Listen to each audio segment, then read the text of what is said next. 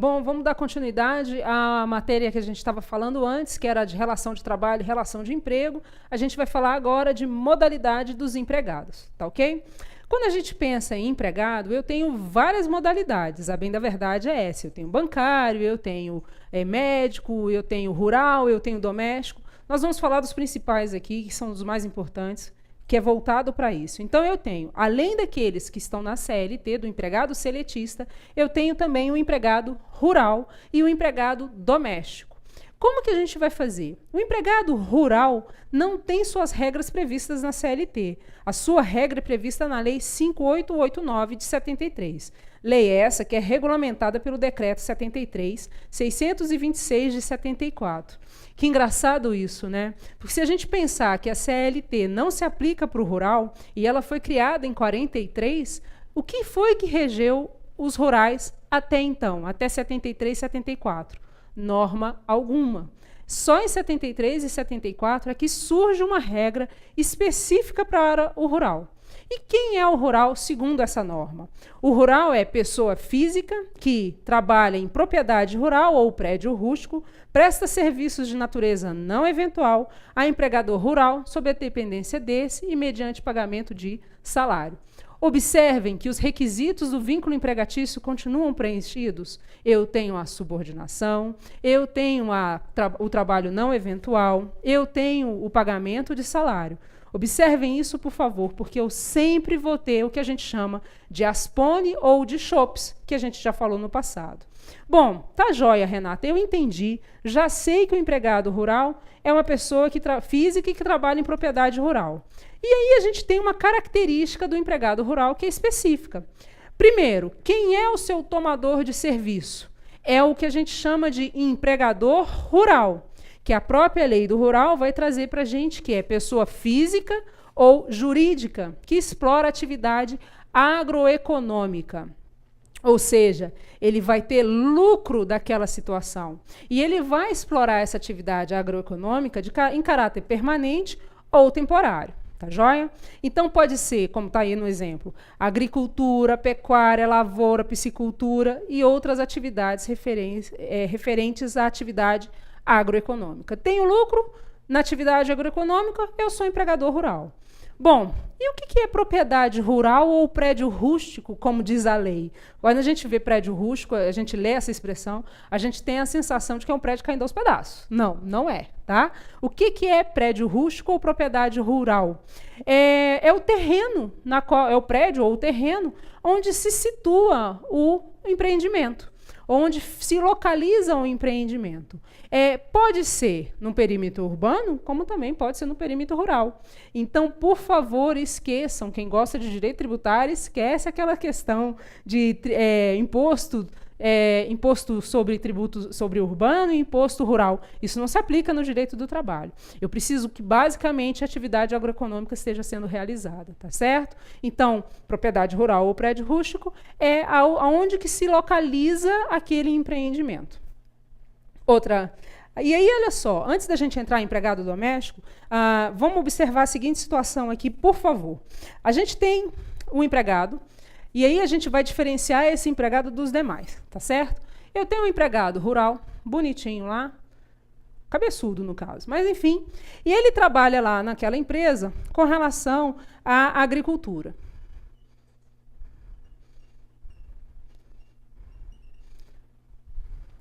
Vamos pensar que, nesse caso, a atividade de agricultura que ele faz é plantar cana e colher a cana, tá joia?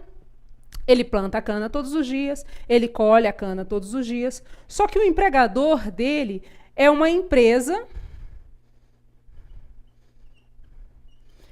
de fabricação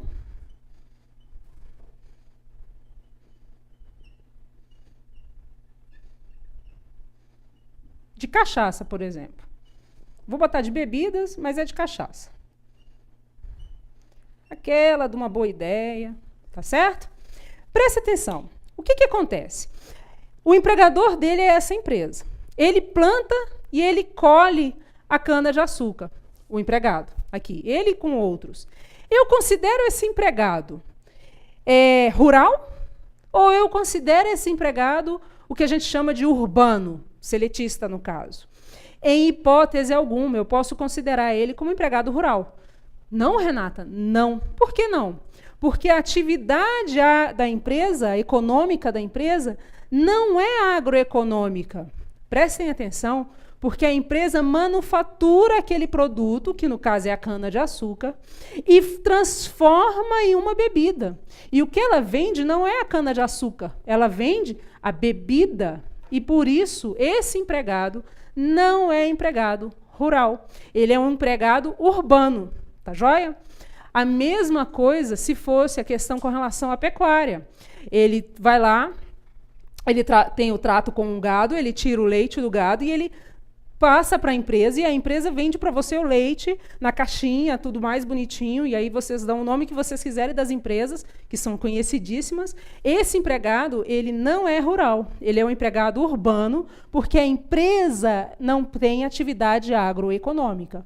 Ao passo que, pensemos nessa mesma empresa de bebidas aqui. Eu tenho um outro empregado de uma fazenda bonitinha lá, que também colhe e planta a cana-de-açúcar, e essa fazenda é quem revende a cana-de-açúcar para essa fábrica. Esse empregado dessa empresa aqui, dessa fazenda aqui, ele não é empregado urbano, ele é empregado rural. Por que ele é empregado rural? Ele é empregado rural porque, a partir do momento que essa empresa lucra com a atividade agroeconômica, ela passa a ser empregador rural e ele passa a ser empregado rural, ao passo que esse aqui não é empregado rural.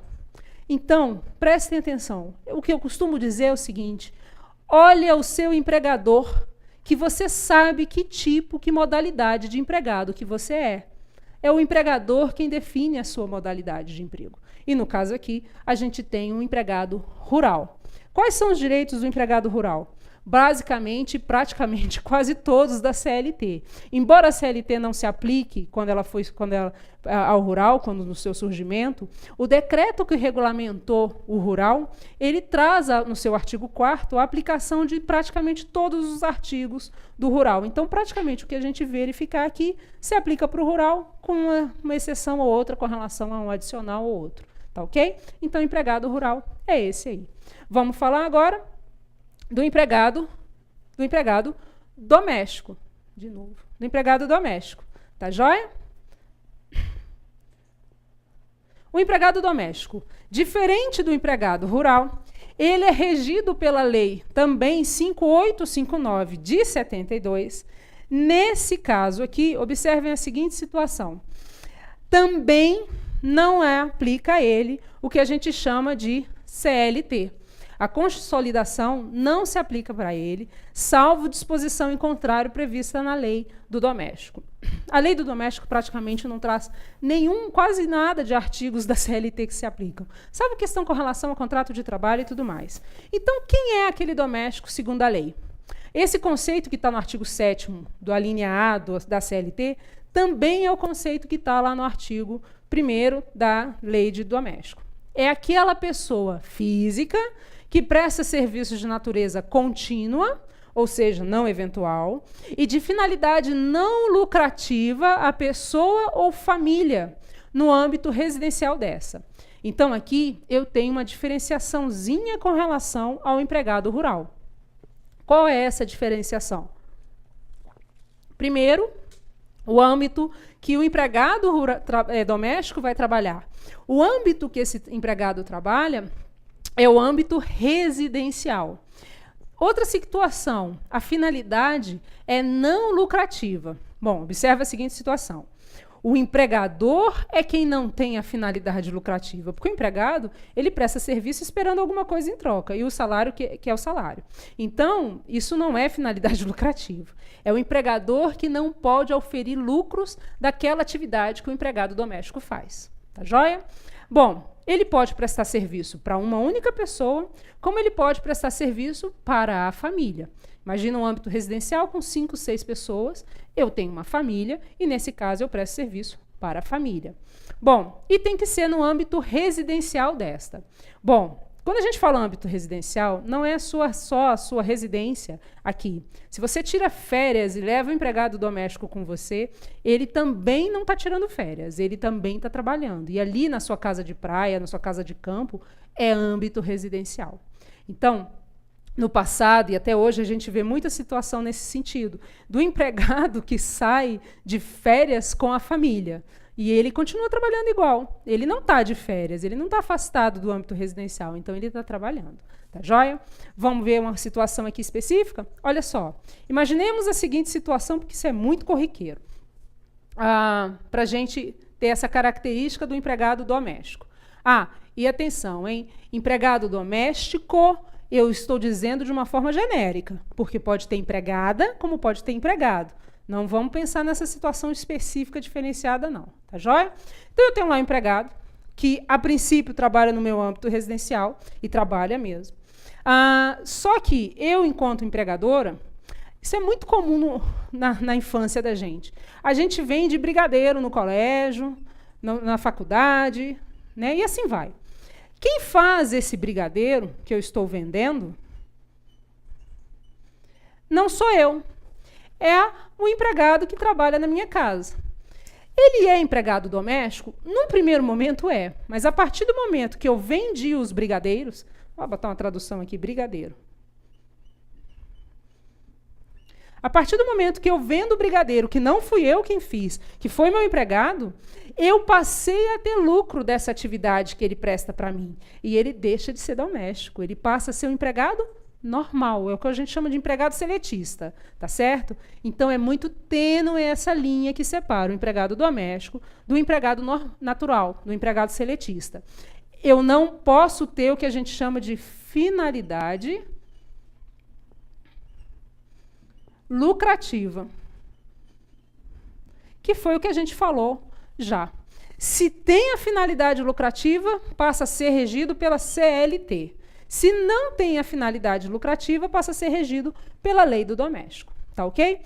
Isso é muito importante. É muito importante. Porque é diante disso aqui que eu vou separar quais são os direitos do empregado doméstico e quais não são os direitos dele.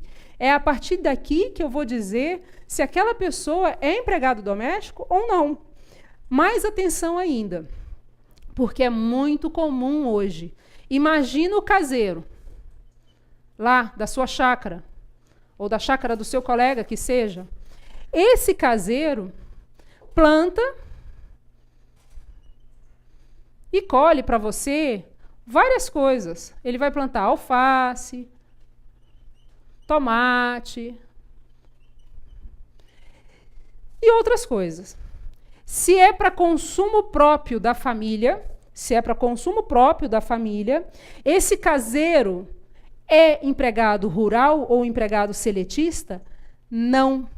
Não existe lucro dessa atividade de plantar. Essa atividade gera só uma subsistência para a família do empregador dele e talvez até para ele. Nesse caso, ele é empregado doméstico. O caseiro, nessa situação, é um empregado doméstico. Mas se esse mesmo caseiro planta alface, tomate e outras coisas, e eu revendo esses produtos, eu passo a ter o que a gente chama, de novo, de finalidade lucrativa,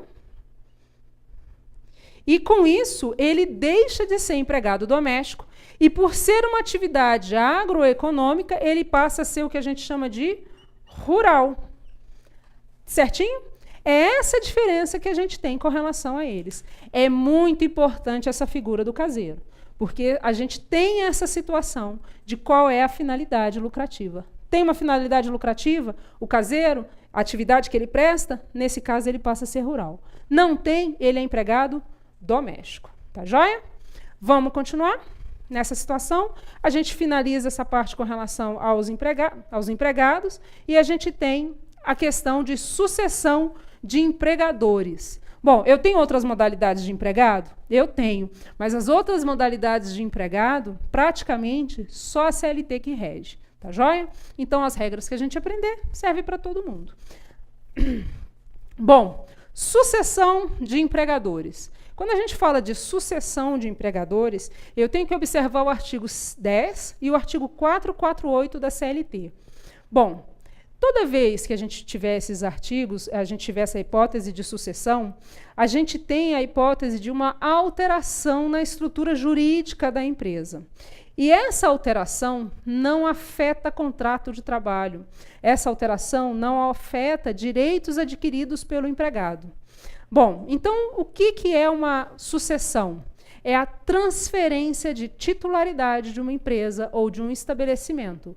Eu transmito todos os créditos e todas as dívidas trabalhistas para aquela pessoa que está adquirindo a nova empresa. Tá certo? Então, a gente tem essa situação. Quais são os requisitos dessa sucessão?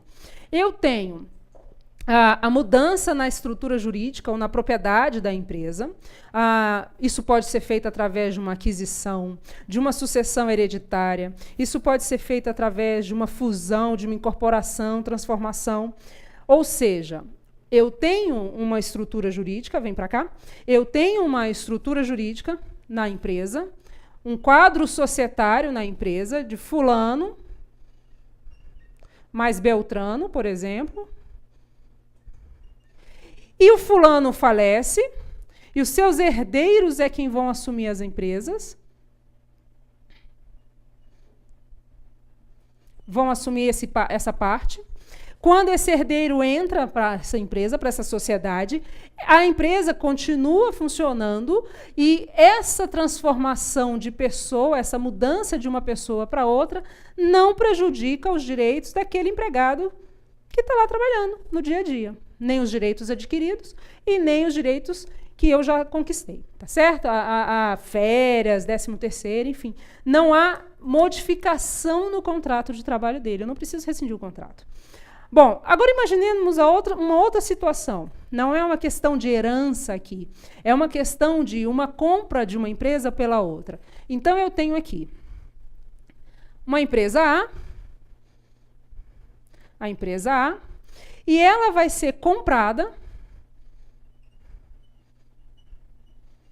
pela empresa B. Então, a empresa B vai adquirir a empresa A. E essa empresa A, em tese, some, tá? Ou ela permanece. Esse empregado que presta serviços para a empresa A continua trabalhando normalmente. Não existe aqui a perda de direito adquiridos. Então, a empresa B é que passa a ser a sua nova empregadora.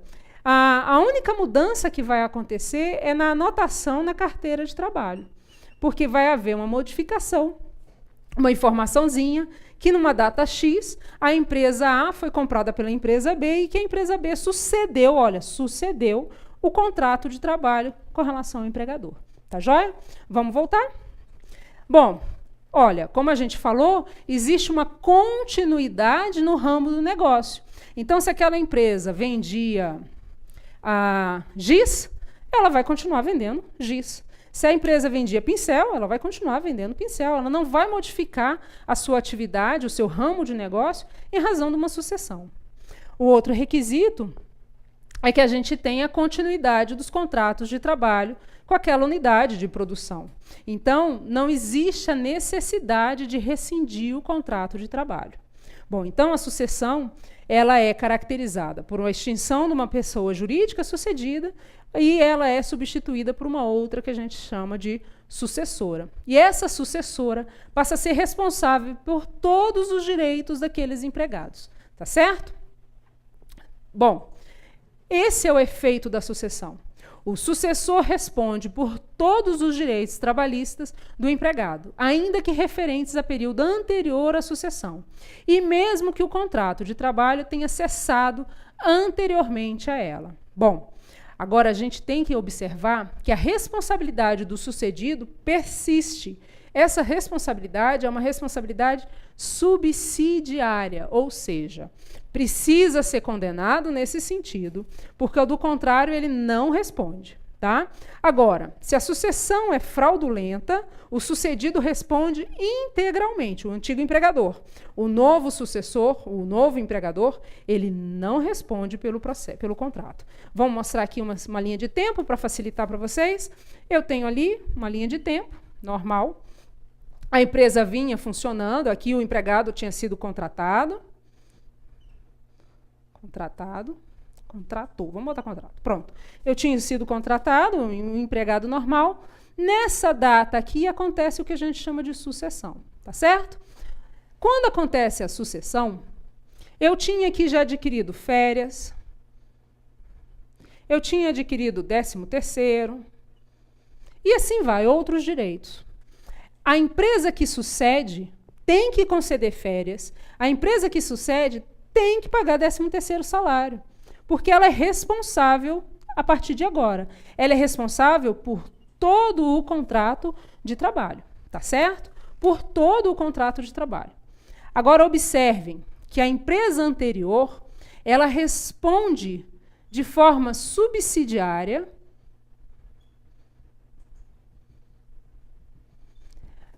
por esta parte do contrato, mas não por todo, porque o vínculo permanece. Por que só por essa parte? Porque era o momento em que ela ainda era empregadora. Tá certo? É isso que a gente falou. Agora, se essa sucessão é fraudulenta, a empresa que a gente considera sucedida responde por tudo. Tá certo? Esse é o entendimento do TST para as causas de sucessão. Inclusive, esse é o entendimento do TST para as hipóteses de concessão também. Quando eu falo de concessão, é quando o governo concede para uma determinada empresa a atividade que ele antes fazia. Imaginemos a seguinte situação que vem acontecendo agora.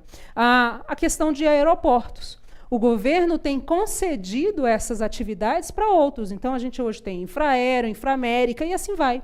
As empresas que estão sucedendo a Infraero, elas vão responder integralmente pelo contrato de trabalho. Agora, a Infraero responde de uma forma subsidiária em algumas hipóteses, tá certo? Então funciona assim. Isso funcionou também com as ferrovias na época que a gente teve a concessão, isso funciona por diversas vezes. Uma observaçãozinha aqui com relação à sucessão. Nós temos que observar a questão de falência, de processo falimentar.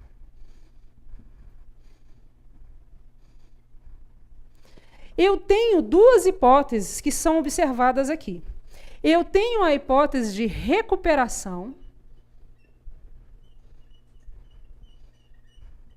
judicial.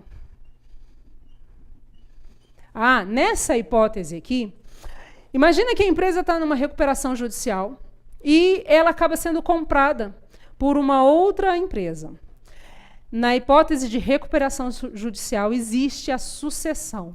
Significa dizer que quem comprar a empresa em recuperação judicial, ela vai assumir todas as dívidas trabalhistas existentes com os empregados, ou seja, todos os direitos adquiridos. Mas se é decretado o que a gente chama de falência, e após a falência existe a compra desta empresa que faliu, quem sucede não responde. Mas, Renata, é diferente do artigo 10 e do 448 da CLT? Sim, porque a Lei de Recuperação Judicial e Falências assim determina. Uma empresa vendida após o decreto de falência ela não transmite para o sucessor os direitos trabalhistas, tá certo? Infelizmente. Isso aconteceu recentemente com várias decisões referentes a casos específicos aqui no Brasil. O Supremo já entendeu assim, inclusive. Tá joia? Bom, finalizamos os empregados, finalizamos o empregador. Nós vamos agora iniciar o que a gente chama de contrato de trabalho. Nós vamos falar do contrato de trabalho. O que é o contrato de trabalho? O contrato de trabalho é a forma pela qual, ou o instrumento pela qual as pessoas irão ser contratadas, né? A gente brinca que o empregador e o empregado pactuam as regras através do contrato de trabalho. Tá certo? E ali a gente vai tratar de obrigações, a gente vai tratar de remuneração, a gente vai tratar de jornada de trabalho e como será a subordinação. Bom, o contrato de trabalho, pela CLT, ele tem duas formas. Ele pode ser tácito ou expresso. Mas, Renata, tácito ou expresso? Vamos lá. Quando eu tenho tácito, a gente já até falou dele aqui. O contrato tácito é a mesma coisa que o contrato presumido. Eu olho para uma relação de trabalho e eu presumo a existência de uma relação de emprego, portanto, eu presumo a existência de um contrato. Agora, eu tenho uma outra situação, que é o contrato expresso. Quando eu tenho o contrato expresso, eu tenho duas divisões no contrato expresso, que a gente vai ver. O contrato expresso, que o ideal é que ele seja sempre assim, ele se divide em dois outros contratos. Ele se divide em contrato verbal e ele se divide em contrato escrito. E quando eu trato do contrato escrito e do verbal, eu trato de fazer ali as minhas regras, de colocar ali as minhas regras. Então, quando você vira para a sua empregada doméstica, que é muito normal acontecer com o empregado doméstico, eu virar e falar o seguinte: fulano, você começa segunda-feira, você trabalha de 8 às 18, você vai ter 2 horas de intervalo, porque agora o doméstico tem que ter isso, você vai bater o ponto, eu quero que você faça isso, isso, isso, e você vai trabalhar de segunda a sexta. Aí vai receber o salário de X reais. Eu não precisei fazer por escrito. Eu fiz de forma verbal. Então, é possível? Sim. Mas eu expressei a minha vontade. A outra parte também, porque ela aceitou. Tá joia? Quando eu faço ele por escrito, obviamente que eu tenho um documento, e nesse documento eu tenho todas as regras. Fulano contrata fulano, passa a ser empregado, passa a trabalhar de tanto a tanto, e assim vai. Então, eu passo a ter o que a gente chama de contrato escrito. Essas são as formas do contrato. Tá joia? Bom, eu tenho também o que a gente chama de classificação quanto ao prazo de duração. Bom, então o contrato pode ser verbal, tácito ou escrito. E eu tenho uma classificação quanto a ele. Sim, quanto ao seu prazo de duração. O contrato pode ser indeterminado ou determinado. Lembra do princípio da continuidade que a gente falou antes? Quando eu falo do princípio da continuidade, a gente fala que eu presumo que o contrato de trabalho é contínuo, não tem fim, ele é indeterminado. Então, por excelência, por regra, inclusive, todos os contratos de trabalho são sempre pactuados por forma indeterminada. Ou seja, eu não falo para vocês quando que ele termina. No entanto, a CLT trouxe algumas hipóteses em que a gente pode trazer o que a gente chama de contrato por prazo determinado. Ou seja, eu posso prever uma duração determinada para aquele contrato. Então, eu tenho um tempo específico. Agora, para que esses contratos aconteçam, eu tenho que ter uma hipótese bem específica. E essa hipótese está prevista no artigo 443, parágrafo 2º da CLT. O que ele vai falar para a gente? Ele vai trazer para a gente que essa hipótese é um trabalho de serviço cuja natureza ou transitoriedade justifique a predeterminação do prazo. Bom, vem aqui, eu vou mostrar para vocês. Imagina a seguinte situação. Uma empresa A precisa de contratar auditores. E, para isso, ela vai contratar uma empresa B para fazer essa auditoria. Então, uma empresa B de auditoria. Essa empresa sabe que esse contrato, essa auditoria, vai demorar aproximadamente 8 meses. O que ele faz? Ele vira para a empresa B, contrata a empresa B e fala: eu quero que você coloque X auditores aqui para fazer essa auditoria em 8 meses. Essa empresa contrata novos empregados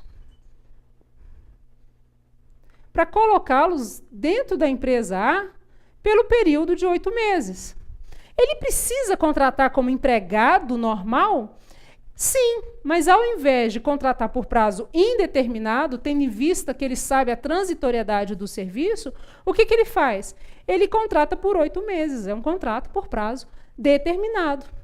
Findo esses 8 meses, o contrato cessa. Tá joia? A gente fala das hipóteses de contrato por prazo determinado no próximo bloco.